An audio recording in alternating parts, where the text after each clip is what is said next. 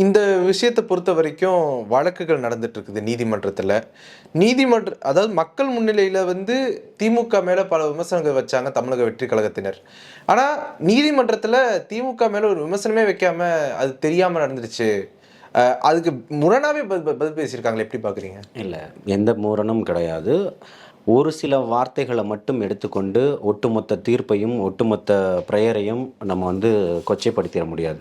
அவர்கள் ப்ரேயரில் என்ன சொல்லியிருக்காங்கன்றது தான் இருக்குது, புரியுதுங்களா?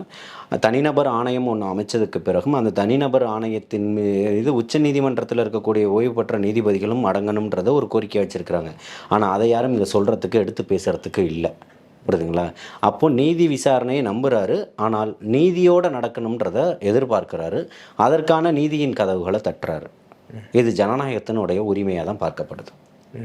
மக்களிடத்துல செந்தில் பாலாஜி அவர்கள் தான் காரணம் அப்படின்னு சொல்லிட்டு, ஆனால் கோர்ட்டில் வந்து செந்தில் பாலாஜி அவர்களுடைய பேரே எடுக்கவே இல்லையே அப்படிங்கிற ஒரு விமர்சனம் இருக்கு. இல்லை, கோர்ட்டில் இவங்க பேர் எடுக்கணும் அவங்க பேரில் எடுக்கணும் அப்படின்றதெல்லாம் பார்த்தோன்னா, நீதி விசாரணை இப்பவும் சொல்கிறோம், நீதி விசாரணைன்ற ஒன்று இருக்குது. விசாரணை ஆணையம் ஒரு தாக்கல் செய்யணும் எங்கே என்ன நடந்ததுன்றது. இதுக்கிடையில் மத்திய குழுவும் ஒரு விசாரணை குழுவை அமைச்சிருக்கு.